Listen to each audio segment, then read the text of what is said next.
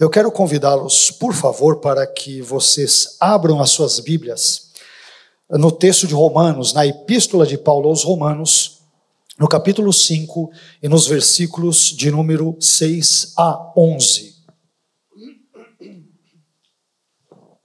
Romanos, capítulo 5, versículos 6 a 11.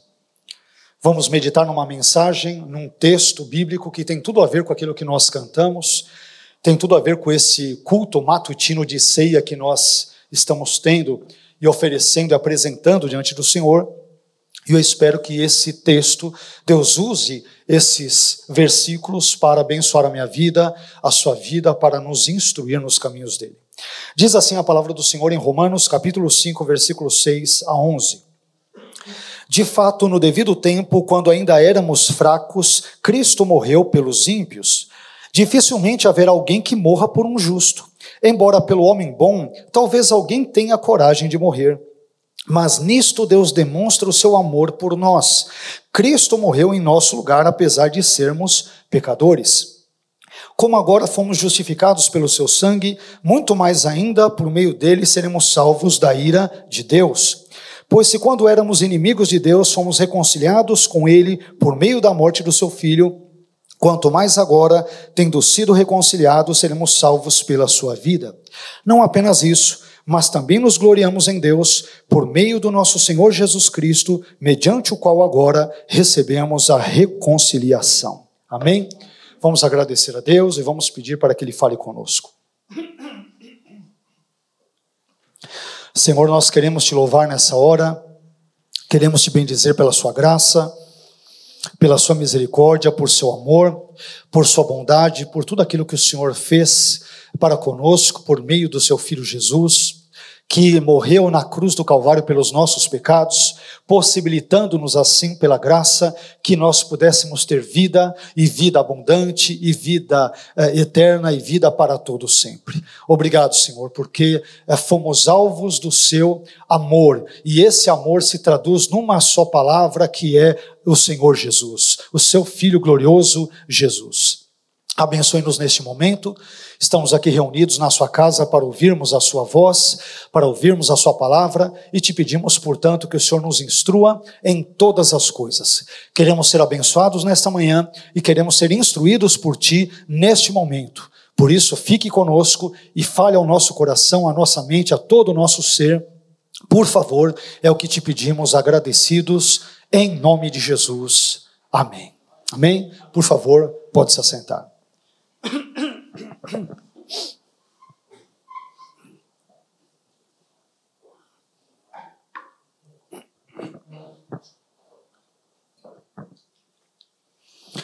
Meus irmãos, a Epístola de Paulo aos Romanos, como nós já dissemos em outras ocasiões, é uma das epístolas, se não talvez a epístola, o texto neotestamentário mais denso em termos teológicos de todo o Novo Testamento.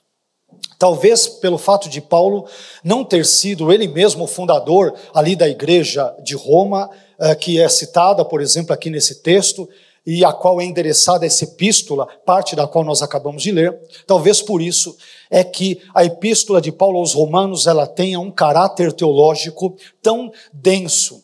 Tantos ensinos sobre a lei, sobre a carne, sobre a justificação, sobre a eternidade, sobre, por exemplo, Israel, sobre a igreja e tantos outros assuntos, nos mostram que esta epístola, de fato, em termos teológicos, ela possui um caráter muito denso, muito espesso em termos bíblicos e em termos teológicos. E o texto que nós acabamos de ler, parte de todo esse conteúdo paulino, ele realça um único tema. Vocês devem ter percebido na simples leitura desse texto, que esse texto bíblico, ora lido, ele realça o tema da morte de Cristo. E a morte de Cristo, meus irmãos, a morte de Jesus, é um tema tão importante para o Novo Testamento, e particularmente para os evangelhos, que os evangelhos dedicam cerca de 1/5 das suas narrativas a esse assunto, a esse tema, a esse conteúdo, ou seja, a morte de Jesus. Isto significa dizer que a cada 5 narrativas contidas, presentes nos evangelhos, uma diz respeito à morte de Jesus. Aliás, nós não cometeríamos nenhum exagero se disséssemos que o propósito da encarnação de Jesus foi a sua crucificação. Isto é, Jesus nasceu, Jesus veio a este mundo, sobretudo com o propósito de morrer na cruz, e não apenas morrer na cruz, mas morrer na cruz pelos meus, pelos seus, pelos pecados de toda a humanidade. A propósito, foi o próprio Senhor Jesus quem admitiu isto, quando disse em Mateus, no capítulo 20, e no versículo 28, que o Filho do Homem não veio para ser servido, mas para servir e para dar a sua vida em resgate de muitos. Diante disso, eu gostaria de falar com os irmãos nesta manhã sobre o tema 8 verdades sobre a morte de Jesus, tendo como fundamento, tendo como base, Romanos no capítulo 5 e versículos 6 a 11.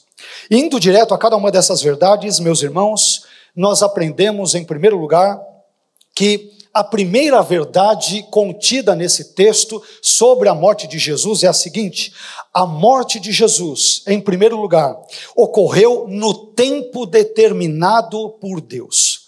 Primeira verdade sobre a morte de Jesus: a morte de Jesus ocorreu no tempo determinado por Deus. Veja o que diz Romanos no capítulo 5 e versículo 6, parte A. De fato, no devido tempo, quando ainda éramos fracos.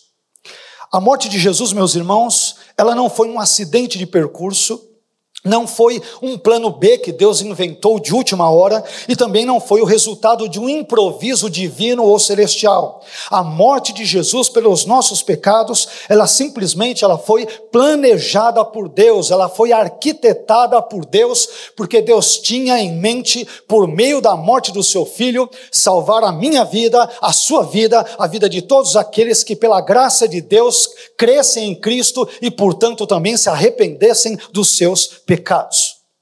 E para nós entendermos um pouco melhor isso, ainda que de forma simplificada, nós temos que lançar um olhar sobre um dos atributos divinos, dentre os diversos que Deus evidentemente possui, que é o atributo da assim chamada onisciência. Um dos atributos divinos é a onisciência. E então Deus, meus irmãos, que é onisciente, ao prever a queda de Adão e por consequente a queda de toda a humanidade no pecado, ele proveu um remédio, uma solução para o pecado da humanidade. E essa provisão de Deus pelos nossos pecados se chama Jesus Cristo. A previsão de Deus dos nossos pecados, ela resultou na provisão de Deus pelos nossos pecados, e mais uma vez, essa provisão foi a morte de Jesus na cruz. Os nossos pecados, o pecado de Adão, o pecado de Eva, o pecado de toda a posteridade jamais surpreenderam a Deus ou jamais pegaram a Deus de surpresa. Nós cristãos evangélicos não cremos numa das crenças que é contemporânea, que se chama ateísmo aberto, que eu particularmente compreendo como sendo uma heresia. O que diz o teísmo aberto?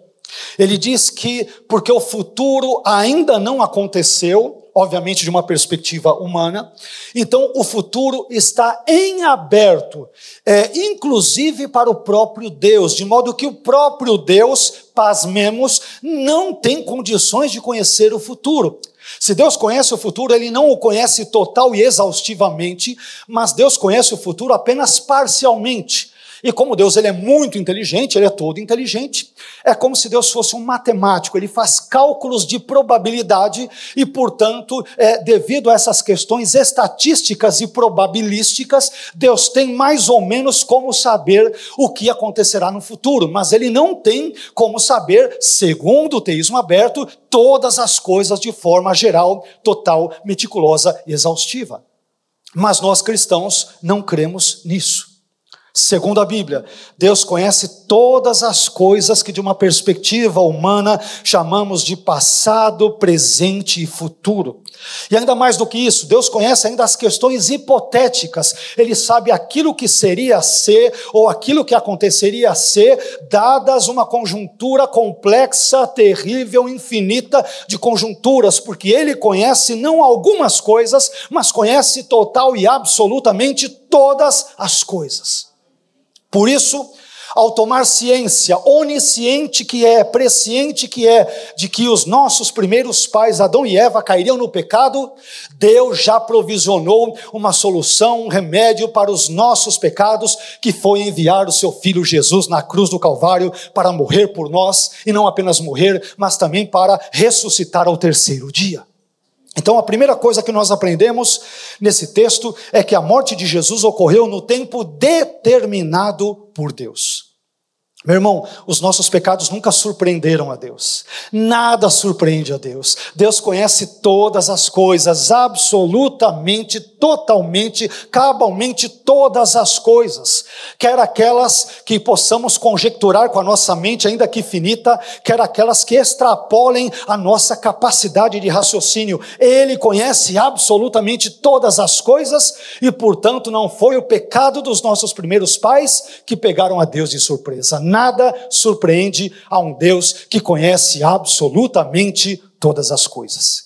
E foi esse Deus que enviou Jesus na cruz para morrer pelos meus e pelos teus pecados. Amém? Isso permite-nos descobrir aqui uma segunda verdade. A segunda verdade que eu aprendo nesse texto é que a morte de Jesus se deu em favor dos ímpios. A segunda verdade, uma verdade escandalosa, é que a morte de Jesus se deu em favor dos ímpios. Veja o que diz Romanos capítulo 5, versículo 6, parte B. Cristo morreu pelos ímpios. Cristo morreu pelos ímpios. Por quem Jesus morreu na cruz? Essa pergunta, cuja resposta, eu diria, deveria ser bastante simples, infelizmente tem sido objeto de debate, sobretudo entre os irmãos assim chamados calvinistas e arminianos. Por um lado, os nossos irmãos calvinistas dizem que Jesus morreu apenas por um grupo específico de pessoas, isto é, por aqueles que foram incondicionalmente eleitos por Deus para a salvação. Por outro lado, os arminianos dizem que Jesus morreu por toda a humanidade sem exceção, lembrando que essa igreja tem um caráter teológico arminiano. Porém, o fato de Jesus ter morrido por toda a humanidade não salva automaticamente toda a humanidade, senão nós cairíamos em uma heresia chamada universalismo, visto que, segundo a compreensão soteriológica arminiana, a salvação se dá com base na presciência de Deus da fé, conforme Romanos capítulo 8, versículos 28 a 30, 1 Pedro capítulo 1, versículo 2 e tantos outros textos bíblicos, especialmente neotestamentários. Bem, mas o que Paulo diz aqui, o que nos interessa, não é o que um grupo A ou B digam a respeito, o que nos interessa é o que Deus na sua palavra diz sobre o assunto. E Paulo vai nos dizer, conforme nós acabamos de ler, que Cristo morreu pelos ímpios. Grave bem isso. Não estamos aqui conjecturando, não estamos interpretando, estamos simplesmente lendo o texto bíblico. E o texto bíblico em nenhum momento diz que Deus morre, ou Deus envia Jesus, melhor dizendo, para morrer, apenas por um grupo específico e seleto, e como eu costumo dizer, brincando, sortudo de indivíduos. Quando eu leio a Bíblia, eu descubro exatamente outra coisa. Ora, mas uma vez que todos nós nascemos em iniquidade, conforme o Salmo 51, versículo 5, e uma vez também que todos pecaram e destituídos estão da glória de Deus, conforme Romanos 3, 23, então segue-se que todos nascem ímpios. As pessoas não nascem a um bebê justinho, um bebê piedosozinho. Todos nós nascemos com uma inclinação para o mal e para o pecado. Como eu disse em outros momentos, nós somos como aquele volante de um carro que está sem alinhamento e sem balanceamento, e se você soltar a direção enquanto você está evidentemente andando com o carro, ou o carro penderá para a direita ou ele penderá para a esquerda. Nós não conseguimos simplesmente andar em linha reta. Por isso que nós precisamos que Deus nos salve. É por isso que precisamos da graça de Deus, para que nós não desviemos quer para a direita, quer para a esquerda, e batamos o carro, me permita usar essa metáfora, num poste, num muro, ou atropelamos alguém. Nós precisamos que o Espírito Santo dirija a nossa vida em linha reta, para que sejamos abençoados por Deus e transformados por Ele. Aliás, já que falamos sobre isso, vamos ver por quem Jesus morreu de acordo com a própria Bíblia. Eu não vou citar todos os exemplos, mas eu selecionei brevemente apenas 8 exemplos, todos eles bíblicos, e faço questão de que você, não agora porque não vai dar tempo, mas depois anote, reveja essa pregação ali pelo YouTube e confira na sua própria Bíblia, usando a versão que você bem quiser e bem entender, para não achar que isso seja eventualmente uma manipulação de um pastor arminiano mal intencionado ou algo do gênero. Mas vamos ver por quem Jesus morreu de acordo com a própria Bíblia. Eu vou citar apenas 8 exemplos, entre outros que eu poderia citar. Segundo a Bíblia, Jesus morreu primeiro pelos falsos mestres, conforme 2 Pedro, capítulo 2, versículo 1. Segundo, Jesus morreu pela igreja, conforme Efésios capítulo 5, versículo 25. Terceiro, Jesus morreu pelos ímpios, conforme Romanos capítulo 5, versículo 6, que acabamos de ler. Quarto, Jesus morreu por muitos, conforme Mateus capítulo 20, versículo 28, e Marcos capítulo 10, versículo 45. Quinto, Jesus morreu pelas ovelhas, conforme João capítulo 10, versículo 15. Sexto, Jesus morreu por Paulo, conforme Gálatas 2:20. Sétimo, Jesus morreu por pecadores, conforme Romanos capítulo 5, versículo 8. E em oitavo lugar, Jesus morreu por todos, conforme 1 Timóteo capítulo 2, versículos 4 e 6, e Hebreus capítulo 2, versículo 9. Portanto, biblicamente falando, não se sustenta a ideia de que Jesus ele tenha morrido apenas e tão somente por um grupo específico, definido e restrito de pessoas. Quando eu leio a Bíblia, eu vejo Jesus nos diversos textos bíblicos citados, morrendo por toda a humanidade sem exceção. Ele morre pelas ovelhas, é verdade, mas não apenas por elas. Ele morre pela igreja, como dizem os irmãos calvinistas, é óbvio, mas não apenas por elas. Ele também morre pelos falsos mestres, ele morre por ímpios, ele morre por pecadores como eu e como você. Esse é o Jesus retratado nesse texto. Portanto, meus irmãos, a segunda verdade que aprendemos nessa passagem é que a morte de Jesus se deu em favor dos ímpios. E se todos os seres humanos, eles nascem num estado ou condição de alienação de Deus, distanciados de Deus, segue-se, portanto, que Jesus morreu por toda a humanidade, sem exceção. Porque o Jesus da Bíblia não ama seletivamente, não ama arbitrariamente, ele não ama apenas um grupo específico de indivíduos, mas Deus envia Jesus, conforme João 3,16, para morrer por toda a humanidade, porque Deus amou não um grupo de pessoas, mas amou o mundo de tal maneira, o que incluiu todas as pessoas deste contexto terreno em que nós vivemos, a ponto de dar o seu Filho para morrer por cada pessoa da raça humana. Todos serão salvos? É evidente que não, porque a salvação é condicionada pela graça mediante a fé depositada em Cristo. Quando Jesus morre por toda a humanidade, ele provisiona a possibilidade de salvação para todos, mas só são salvos aqueles que pela graça de Deus e pela fé em Cristo continuam a crer firmemente em Jesus e perseveram firmemente nesta fé também em Jesus. Amém. Mas isso irá nos permitir que avancemos um pouco mais no nosso texto e descobramos uma terceira verdade, que brevemente eu já citei, mas que aparece de uma forma um pouco mais interessante aqui nessa parte, que é a seguinte, terceira verdade: a morte de Jesus contrariou a lógica humana. A morte de Jesus, em terceiro lugar, ela contrariou a lógica humana. Veja o que Paulo diz no versículo 7, Romanos 5:7. Dificilmente haverá alguém que morra por um justo. Embora, pelo homem bom, talvez alguém tenha coragem de morrer. Olha o argumento de Paulo que é interessante, é muito simples, mas é muito contundente. Nesse versículo, meus irmãos, Paulo fala sobre o ato sacrificial, por exemplo, humano em favor de alguém, e para tal Paulo cita 2 exemplos de atitudes autossacrificiais a partir de uma lógica humana, a partir de um arrazoado, de um raciocínio humano.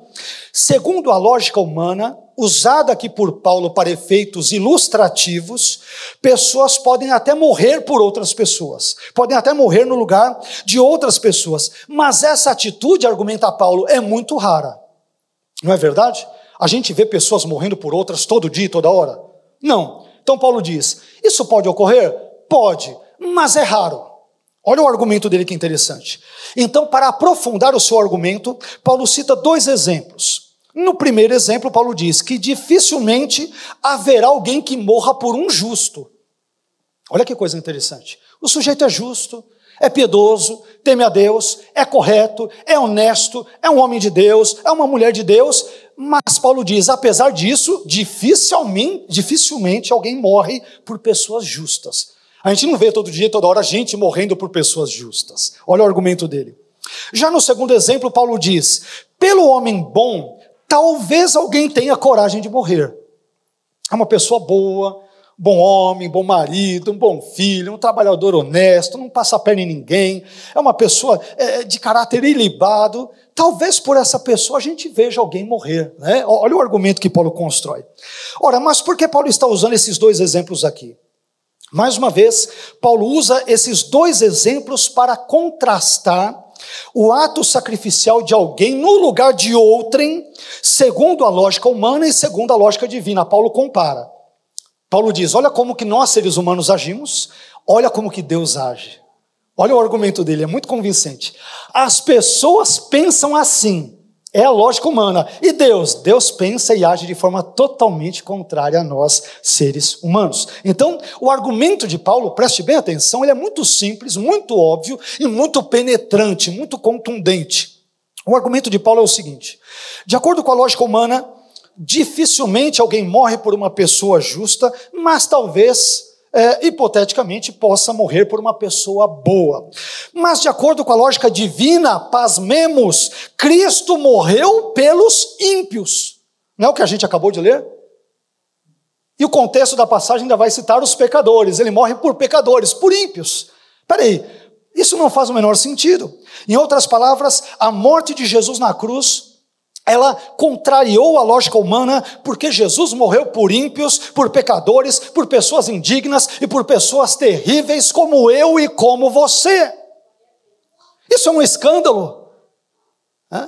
Eu imaginaria alguém morrendo por uma Madre Teresa de Calcutá, não foi uma mulher correta, por um Billy Graham, por algum evangelista, por uma pessoa que faz caridade. Aí quando eu olho para a Bíblia, eu fico escandalizado, porque quando eu olho para o espelho e vejo o quão profundamente pecador eu sou, então quebra as minhas pernas descobrir que Jesus morreu por um sujeito terrível como eu. Paulo diz, as pessoas podem morrer por pessoas justas, podem morrer por pessoas bondosas, mas Jesus quebrou o paradigma humano e a lógica humana, porque ele morreu por ímpios como eu e como você. Amém. Deus é maravilhoso, não é, meus irmãos? Ele morreu por pessoas como nós. Nós o ofendemos e ele morreu por nós. Nós colocamos aquela coroa de espinhos na sua cabeça e ele morreu por nós. Nós enfiamos aquela lança no seu tórax e ele estendeu os braços para morrer por nós. Nós o ofendemos e ele ainda orou, Pai, perdoa-lhes, porque eles não sabem o que fazem. É um escândalo vendo um Deus santo, um Deus justo, um Deus perfeito, um Deus glorioso, um Deus magnífico, um Deus estupendo, morrendo por miseráveis pecadores, ímpios como eu e você, evidentemente antes de nos convertermos ao Evangelho. Paulo diz, isso contraria toda a expectativa e toda a lógica humana. Jesus morreu por ímpios. Isso é maravilhoso. Isso nos leva ao 4º ponto, a 4ª verdade que está intimamente relacionada a essa terceira. O pensamento de Paulo, como sempre, ele está muito bem organizado, muito bem amarrado. Cada ponto está perfeitamente ligado ao ponto anterior e subsequente. Então, a quarta verdade aprendida nesse texto, meus irmãos, é a seguinte. Quarta verdade. A morte de Jesus foi uma demonstração do amor de Deus por nós. Então, percebemos aqui o raciocínio de Paulo. Alguém pode morrer por uma pessoa justa, é difícil. Podemos até, alguém morrer aí, pode morrer por uma pessoa boa. Jesus nos escandaliza, no bom sentido para nós, porque ele morre por ímpios. Isso tudo significa o quê, Paulo? Aí ele vai argumentando. Então a quarta verdade é que a morte de Jesus foi uma demonstração grandiosa do amor de Deus por nós. Veja o que diz o versículo 8, Romanos 5:8. Mas nisto Deus demonstra o seu amor por nós. No que, Paulo? Cristo morreu em nosso lugar, apesar de sermos pecadores. Que texto maravilhoso. É interessante que Deus, ele não teoriza sobre o amor. Ele não raciocina sobre o amor.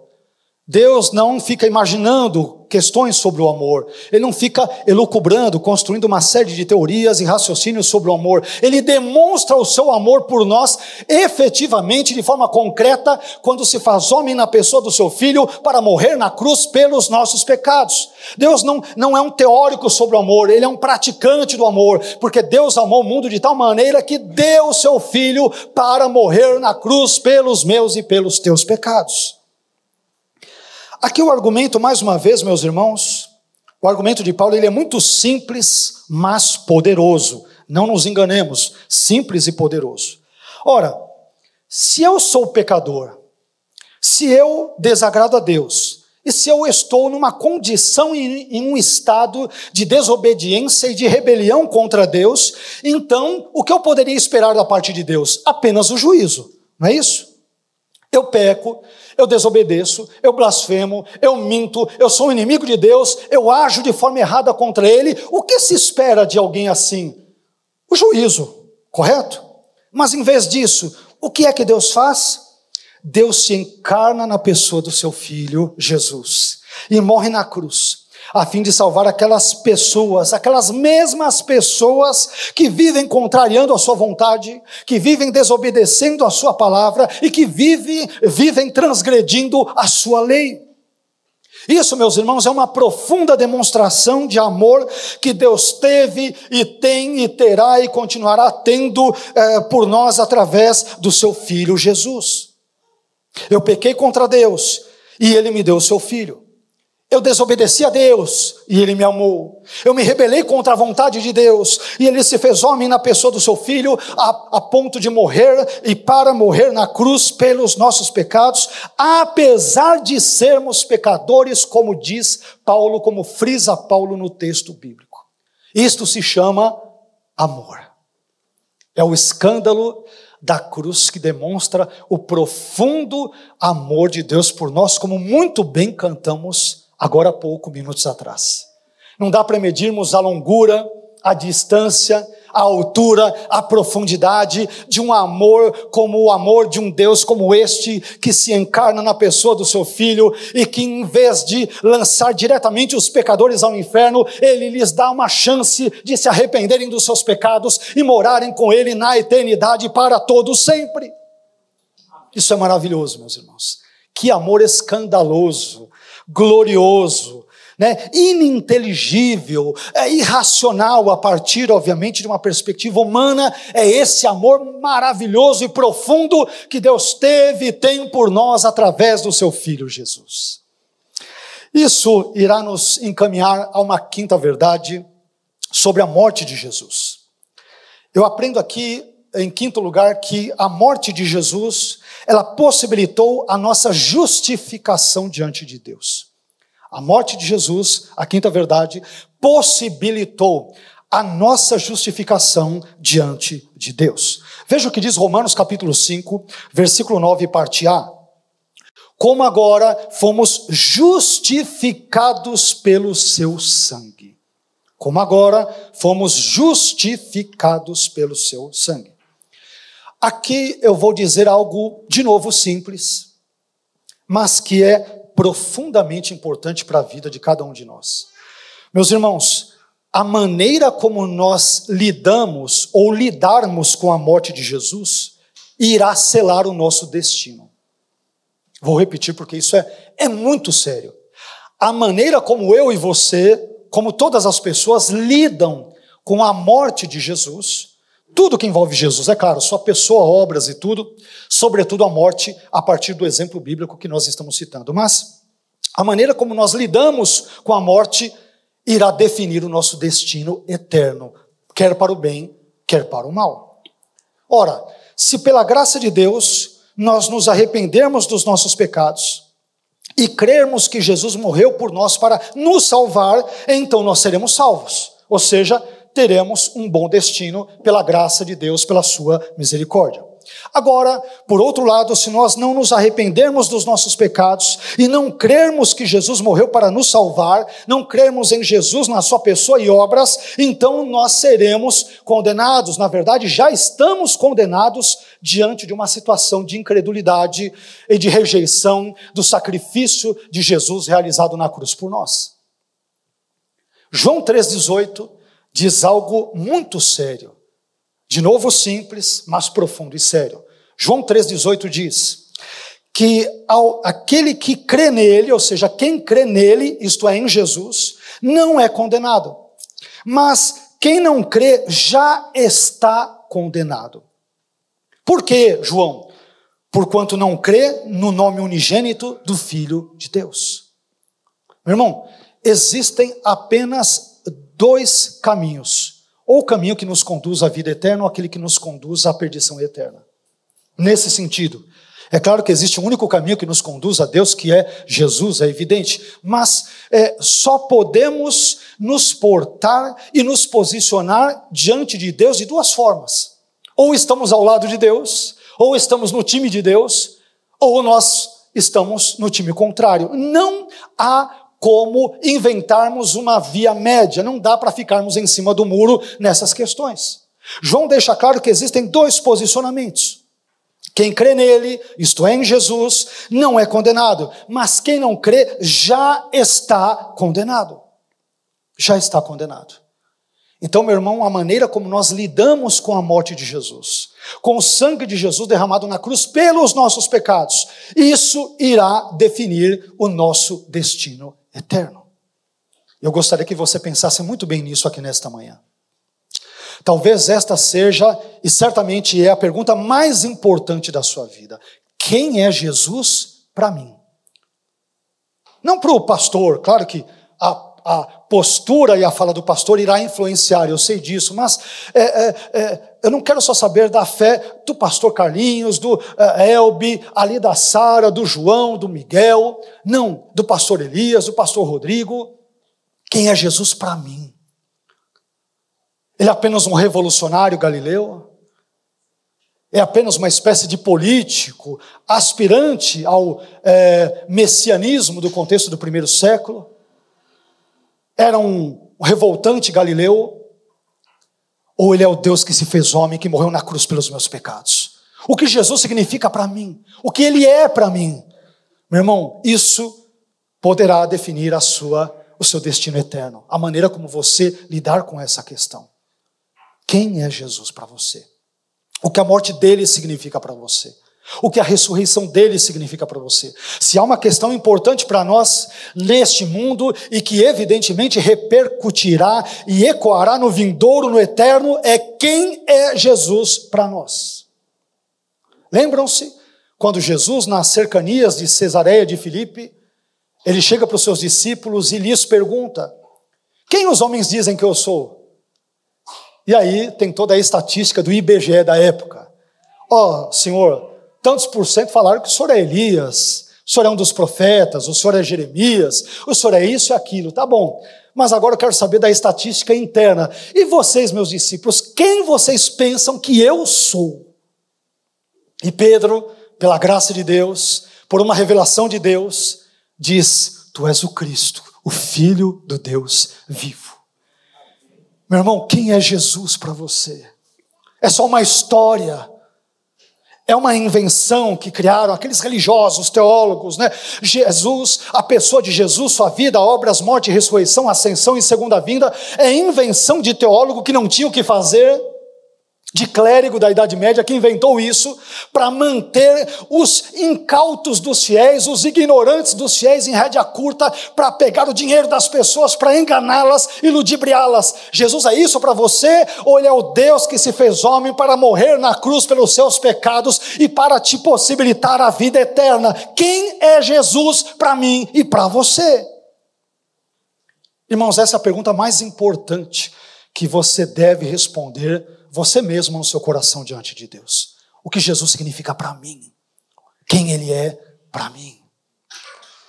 Isso nos levará à sexta e antepenúltima verdade sobre a morte de Jesus. Sexta verdade: a morte de Jesus, em sexto lugar, possibilitou a nossa salvação da ira de Deus. A morte de Jesus possibilitou a nossa salvação do quê?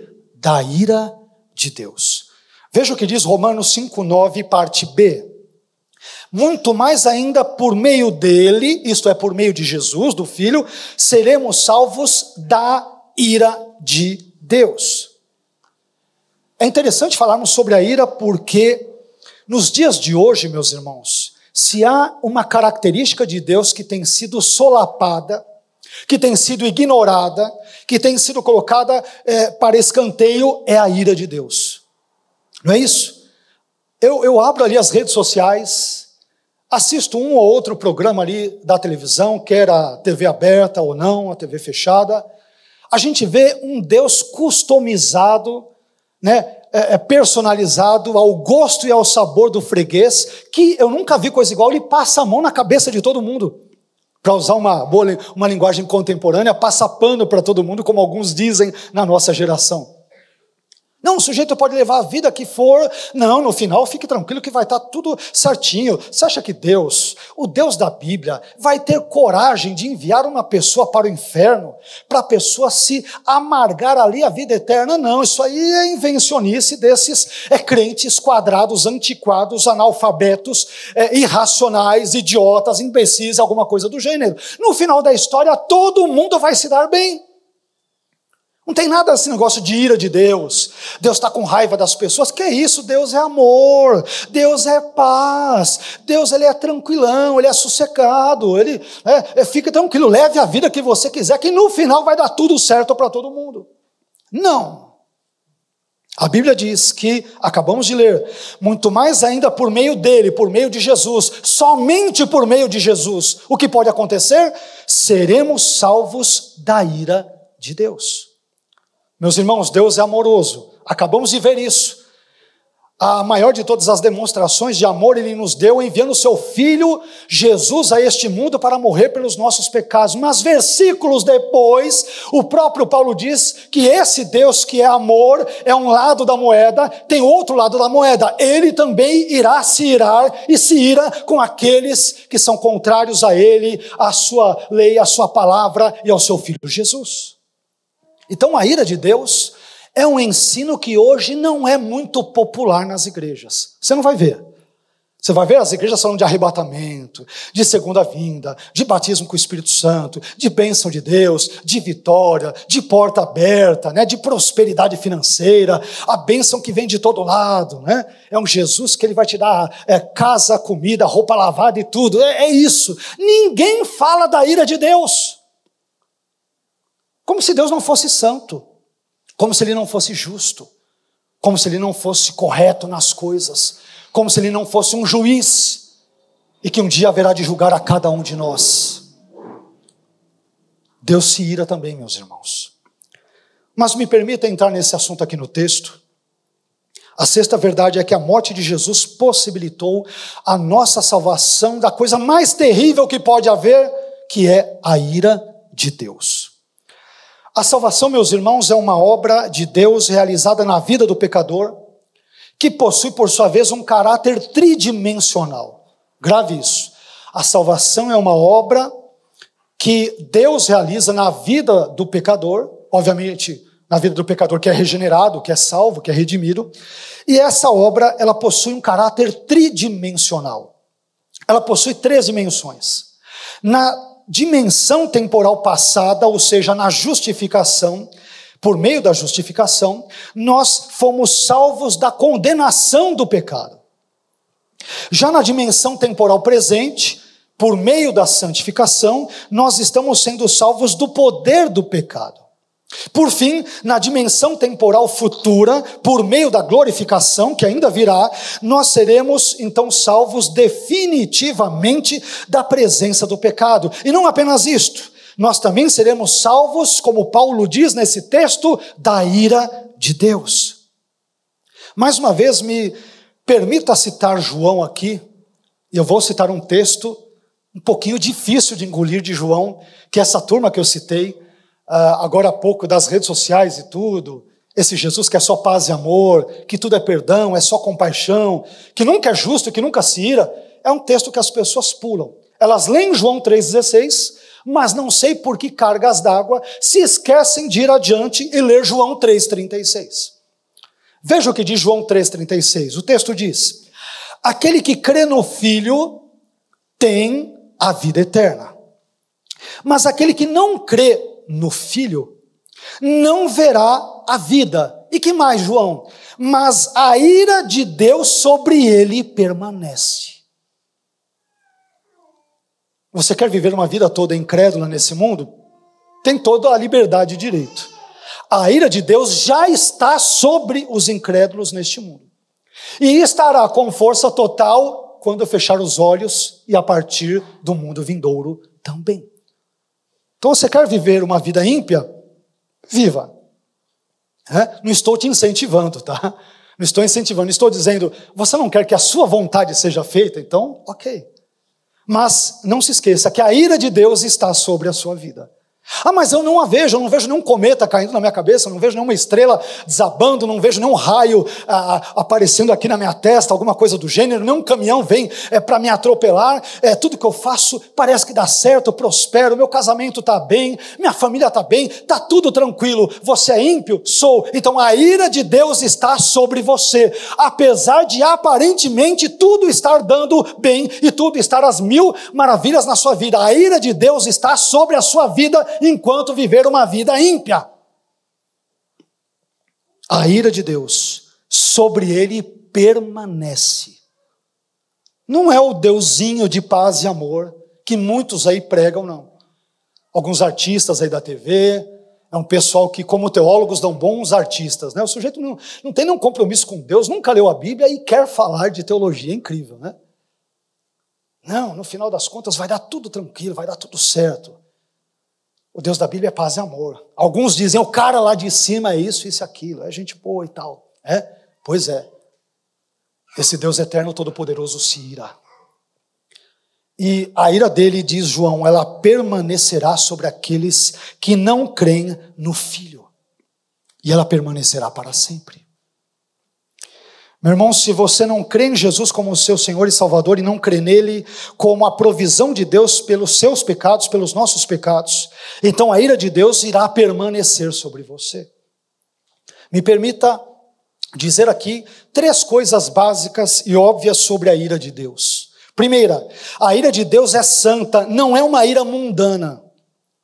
Quando nós nos iramos com alguém, não é isso? Alguém nos fecha no trânsito, alguém nos xinga a mãe, não sei o quê, nós temos aquela ira mundana. Em Deus não, em Deus a sua ira é santa, ela é perfeita, ela é plena, ela não tem mácula. Segunda coisa, a ira de Deus é justa, não é uma ira arbitrária e seletiva. Como se Deus pensasse, eu estou aqui no meu trono e estou um pouco tedioso da eternidade sem fazer nada, já sei, vou mirar arbitrariamente com um rapaz que vive lá no país X, na cidade Y, no bairro tal, em São Paulo, eu não tenho o que fazer, vou mostrar que eu sou Deus, eu vou mirar do nada. Não, a ira de Deus é justa.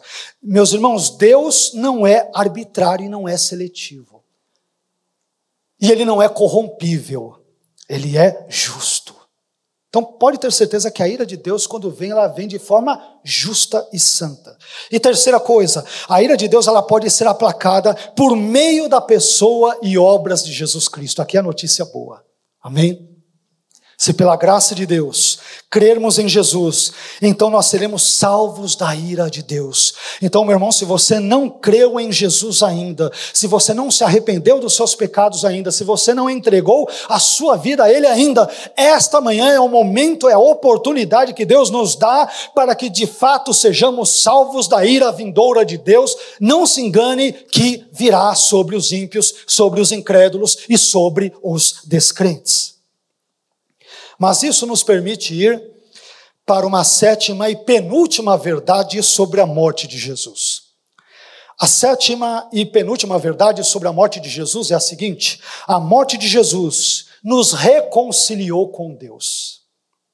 A morte de Jesus nos reconciliou com Deus. Veja o que diz aqui Romanos 5,10. Obviamente reconciliou aos crentes, aos arrependidos, aos regenerados, aos nascidos de novo. Romanos 5,10 diz: pois se quando éramos inimigos de Deus, fomos reconciliados com Ele por meio da morte de seu Filho, quanto mais agora, tendo sido reconciliados, seremos salvos pela sua vida. A vida aqui é a vida de Cristo, ou seja, a sua ressurreição. É um texto, dentro da passagem que lemos, é o único trechinho que fala sobre a vida de Jesus no sentido da vida ressurreta. Jesus morreu, mas Paulo diz, Ele está vivo. E nós somos reconciliados com Deus não apenas pela morte de Jesus, mas também pela sua ressurreição. E veja só que coisa interessante e importante. Quando nós não críamos em Jesus e em sua morte por nossos pecados, quando estávamos no mundão, quando ainda éramos ímpios, nós éramos inimigos de Deus. Porém, quando pela graça de Deus nós cremos em Jesus, então nós fomos reconciliados com Deus. E a palavra reconciliação, meus irmãos, no Evangelho, ou no Novo Testamento como um todo, ela é uma das palavras mais lindas e mais doces para o cristão. É a palavra reconciliação. Por quê? A palavra reconciliar significa estabelecer a paz entre as partes. Significa fazer as pazes, significa estabelecer a harmonia entre as partes. Sabe o que isso quer dizer? É que eu e você, antes de nos convertermos dos nossos pecados, enquanto levávamos e vivíamos uma vida ímpia, nós estávamos numa situação de guerra, de inimizade, de batalha, de rebelião, de revolta contra Deus. Mas quando pela graça de Deus nós cremos em Jesus, então por meio da fé em Jesus, Deus mesmo fez as pazes conosco. Em vez de nos destinar à sua ira, nos destinou à salvação eterna por meio do seu Filho Jesus. Olha que coisa interessante, o apóstolo Paulo, em 1 Timóteo no capítulo 2 e versículo 5, ele nos diz que há um só Deus e um só mediador entre Deus e os homens, Jesus Cristo, homem. Isso significa que eu só posso me relacionar com Deus através de Jesus Cristo. Isso quer dizer que eu só posso estar em paz com Deus ou fazer as pazes com Deus, embora seja Ele que faz as pazes conosco, através da mediação do seu Filho Jesus Cristo. Não é através da mediação de Maria, não é através da mediação de Nossa Senhora, não é através da mediação de santos canonizados, não é através da mediação do pastor, do dízimo, das ofertas e assim por diante. Nós só somos salvos e reconciliados com Deus por meio do Senhor Jesus Cristo. Ele é a ponte entre nós pecadores e esse Deus todo-poderoso que é santo e é sublime e é glorioso. Por isso, meus irmãos, quando eu creio na pessoa e obras de Jesus, o que inclui evidentemente a sua morte, então eu deixo de ser inimigo de Deus e me torno seu amigo. Eu deixo de estar em guerra com Deus e passo a viver em paz com Ele. Mas eu só posso obter essas bênçãos através de Jesus Cristo. Amém? Não existe outro caminho. Não existem atalhos, não existem alternativas. Eu só posso ser reconciliado com o Pai através da fé no seu Filho Jesus. Somente isto, somente através de Jesus. E isso nos conduzirá, por fim, à oitava e última verdade sobre a morte de Jesus. Estamos caminhando para o final. A oitava e última verdade sobre a morte de Jesus, que é a seguinte: a morte de Jesus, em último lugar, fez com que nos gloriássemos em Deus. a morte de Jesus, em último lugar, segundo esse texto que lemos, possibilitou que nós nos gloriássemos em Deus. Veja o que diz Paulo em Romanos, capítulo 5, versículo 11. Não apenas isso, mas também nos gloriamos em Deus por meio do nosso Senhor Jesus Cristo, mediante o qual agora recebemos a reconciliação. O argumento de Paulo é muito simples. Poxa vida, eu era inimigo de Deus, eu era inimigo da cruz. E agora, Paulo?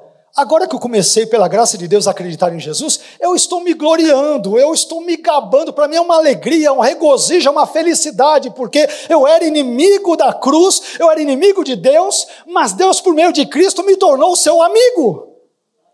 Isso é maravilhoso, ou não é? De inimigos a amigos, isso é pouca coisa? Ou é muita coisa? Isso é pura graça, meus irmãos.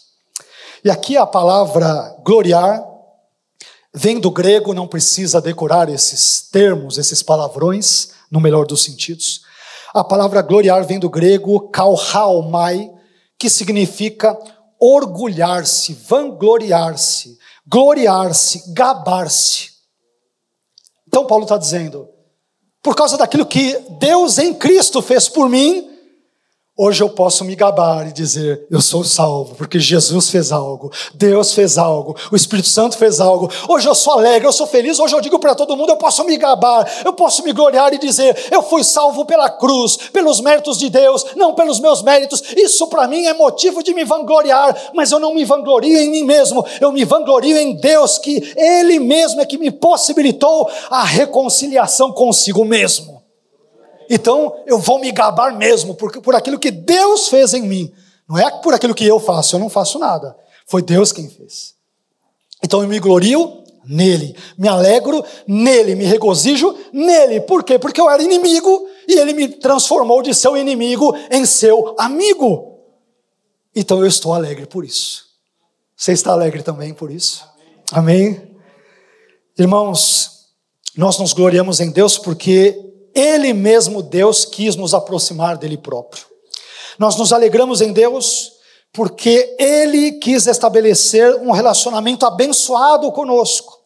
E nós nos regozijamos em Deus porque Ele provisionou uma solução, um remédio para os nossos pecados, e esta solução atende pelo nome do Senhor Jesus Cristo. Enfim, eu gostaria de concluir essa mensagem recapitulando brevemente as 8 verdades sobre a morte de Jesus, que nós pudemos aprender na manhã de hoje, com base em Romanos capítulo 5, versículos 6 a 11. Primeira verdade, a morte de Jesus ocorreu no tempo determinado por Deus. Segunda verdade, a morte de Jesus se deu em favor dos ímpios.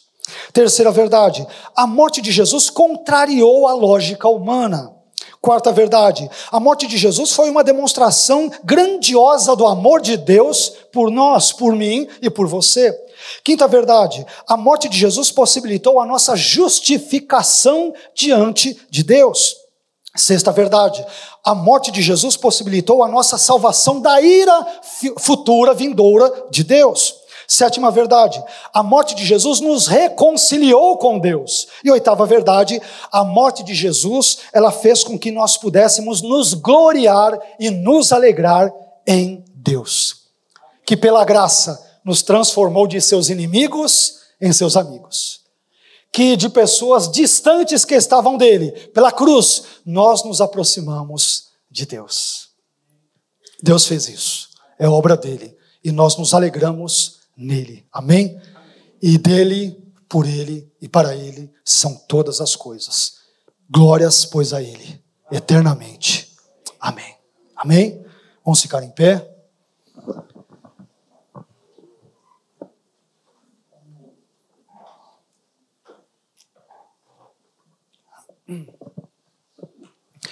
Quantas lições preciosas sobre a morte de Jesus. Amém?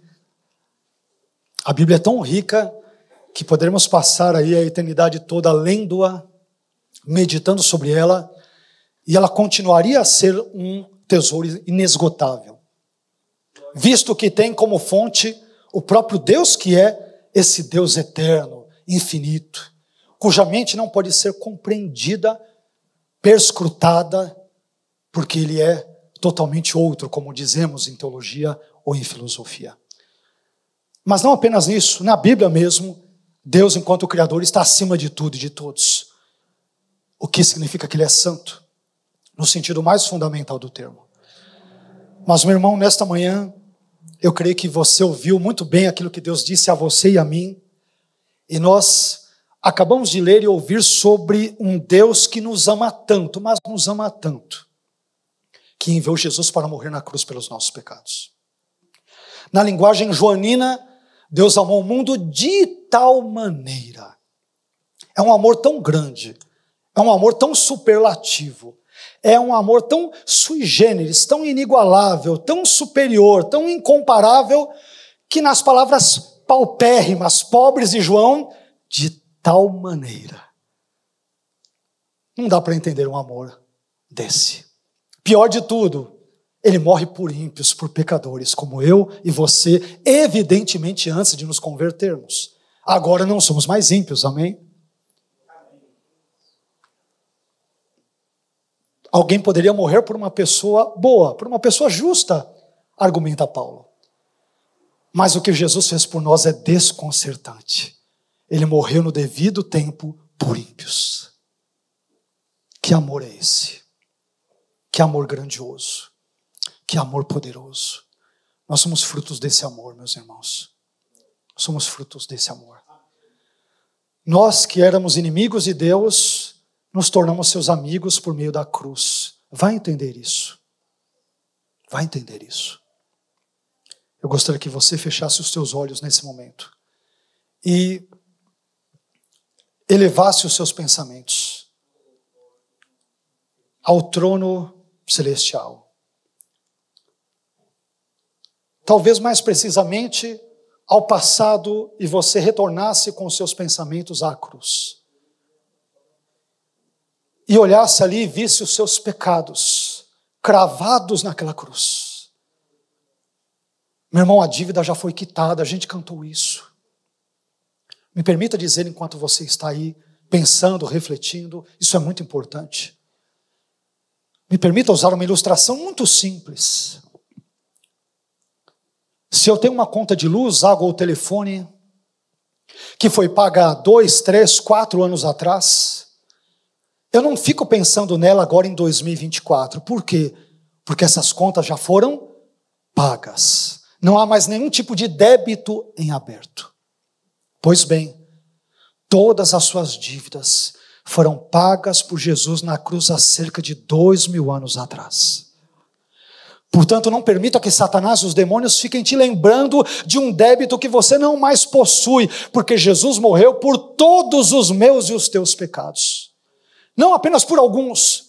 Aqueles pecados que você julga ou chama de mais sujos, mais nojentos, mais terríveis. Sabe qual é a boa notícia? É que se você se arrependeu dos mesmos, evidentemente, Jesus morreu por todos, de modo que não resta mais nenhum débito entre nós e Deus. Jesus pagou tudo na cruz do Calvário. Amém? Se o nosso coração nos condena, diz João em uma das suas epístolas, maior é Deus do que o nosso coração e conhece todas as coisas. Meu irmão, não deixe o seu coração te condenar. Confie na cruz, confie em Jesus, confie nos méritos dele, confie no perdão dele, confie na palavra dele. Ele prometeu que nos salvará da ira de Deus no futuro. Confie na palavra de Deus e no Deus da palavra, confie nele. Senhor, eu quero te agradecer por tudo aquilo que o Senhor falou conosco nesta manhã, Senhor. Que palavra maravilhosa é esta palavra, porque ela é sua. É uma palavra que vem do seu trono. Senhor, as tuas escrituras são tão ricas, são tão gloriosas, são tão inesgotáveis, que nós ficamos admirados e boquiabertos diante da sua sabedoria presente na sua palavra. Estamos aqui reunidos nesta manhã, Senhor, para celebrarmos já na sequência a ceia do Senhor. Esse banquete maravilhoso que o Senhor mesmo preparou para nós.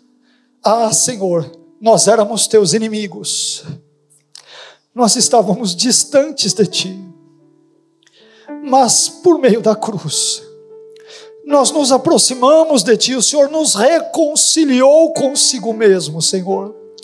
Estávamos em pé de guerra com o Senhor quando éramos ímpios.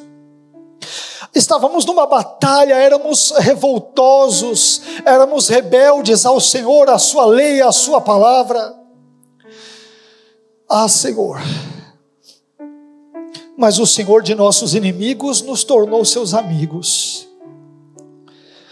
O Senhor não morreu por pessoas, o Senhor não enviou Jesus para morrer por pessoas boas, por pessoas justas. No seu devido tempo, Jesus morreu pelos ímpios. Ah, Senhor, que amor é esse? Que amor grandioso. Não conseguimos com as nossas réguas, com os nossos instrumentos de medir humanos, não conseguimos medir a grandeza, a largura, a altura, a profundidade do seu amor. O seu amor é superior a tudo e a todos. A nossa mente não consegue captar as profundidades das medidas do seu amor. Como o Senhor é amoroso, Senhor. Apesar de pecarmos, transgredimos tanto a sua lei, o Senhor poderia já nos condenar de forma sumária, mas o Senhor enviou Jesus para morrer por aqueles que te ofendiam. Eu não entendo isso, Senhor. Eu não entendo isso. A minha mente falha nesse momento. Eu só posso me curvar diante do seu amor, do seu incomensurável amor. Obrigado por nos amar, Senhor, quando nós não o amávamos. Obrigado por nos buscar quando nós não te buscávamos. Obrigado por ir atrás de nós quando nós fugíamos de ti. Obrigado por realizar o ministério da reconciliação quando nós éramos seus inimigos e não queríamos saber de estar em paz contigo. Mas aí o Senhor vai e nos surpreende, enviando Jesus para morrer na cruz por aqueles que eram seus inimigos. Ah, Senhor, que amor é esse? Que amor é esse? Eu só posso te louvar pelo seu amor, Senhor. Fique conosco nesta manhã. Que o teu Espírito Santo enche o nosso coração. Que o teu perdão inunde a nossa alma. Que a sua compaixão envolva os nossos pensamentos. Nos ajude para que não nos lembremos, não tragamos à nossa mente aquelas contas do passado, aqueles débitos pelos quais o Senhor já morreu, o Senhor já pagou o preço por eles, mas às vezes a nossa própria mentalidade, às vezes o diabo, às vezes os demônios teimam em resgatar débitos inexistentes, porque o Senhor morreu por todos os nossos pecados. Não apenas por alguns, o Senhor morreu por todos. Obrigado, Senhor, porque o seu amor, Senhor, o seu amor é inigualável, é incomparável. E a sua palavra narra a maior de todas as histórias de amor da humanidade. Não é história de amor entre Romeu e Julieta, não. Essa história não é pária, não é nada diante da história verídica de um Deus que se fez homem e amou o mundo de tal forma que deu seu próprio filho na cruz para morrer por toda a humanidade pecadora. Essa é a maior de todas as histórias de amor que já foi contada e que nós devemos contar sempre. A maior de todas as histórias de amor, quando um Deus santo envia o seu Filho também santo para morrer por pecadores absolutamente ímpios, injustos, rebeldes e revoltosos. Ah, Senhor, que amor é esse, Senhor? Obrigado por tudo. Fica conosco. Aceite-nos, por favor, na sua mesa. A mesa é sua, a ceia é do Senhor, o culto é seu, é para ti. Por favor, aceite-nos, pecadores que somos, junto à sua mesa. Permita-nos que nos banqueteemos com o Senhor nesta manhã, onde aprendemos que o Senhor fez as pazes conosco. Obrigado, Senhor. Se não é o Senhor, nós continuaríamos seus inimigos. Mas o Senhor fez as pazes conosco por meio de Jesus. Obrigado. É no nome dele que eu oro. Amém.